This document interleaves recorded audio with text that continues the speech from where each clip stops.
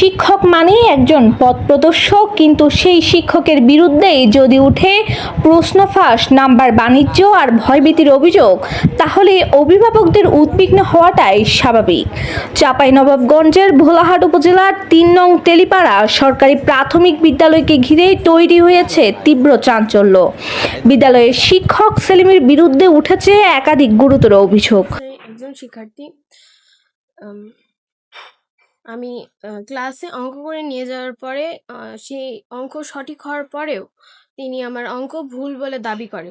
Selim sir অঙ্ক ভুল বলে দাবি করে এবং আমি যে ব্রেঞ্চে বসি ওই ব্রেঞ্চে এসে তালি মেরে বলে যে এ ব্রেঞ্চে যারা বসে তারা সবাই খারাপ।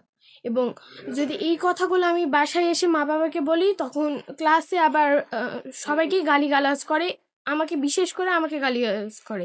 অভিযোগ রয়েছে তার কাছে প্রাইভেট না পড়লে পরীক্ষায় কম নাম্বার দেওয়া হয় শিক্ষার্থীদের, আর যারা প্রাইভেট পড়ে তাদের আগেই সরবরাহ করা হয় পরীক্ষার প্রশ্নপত্র।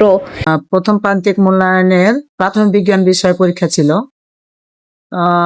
পরীক্ষা 1টা থেকে 1:30 থেকে 4টা পর্যন্ত।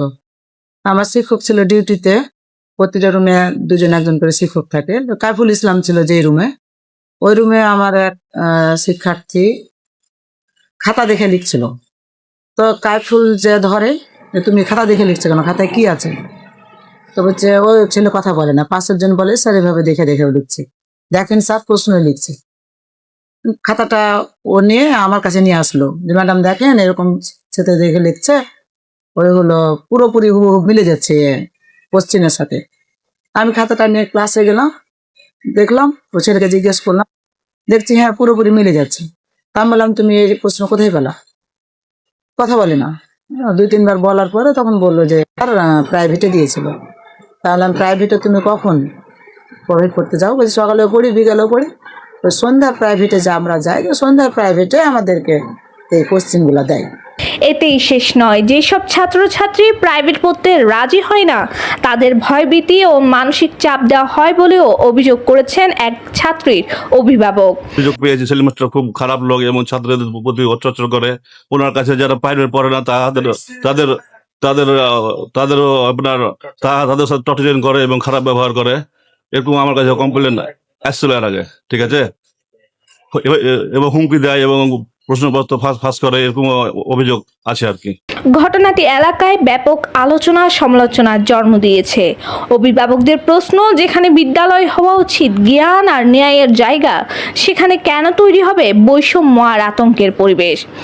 এইসব বিষয়ে অভিযুক্ত শিক্ষক সেলিমের সাথে কথা বললে তিনি এই বিষয়ে মানতে নারাজ। এই ধরনের কোনো কাজ আমার দ্বারা হয় না।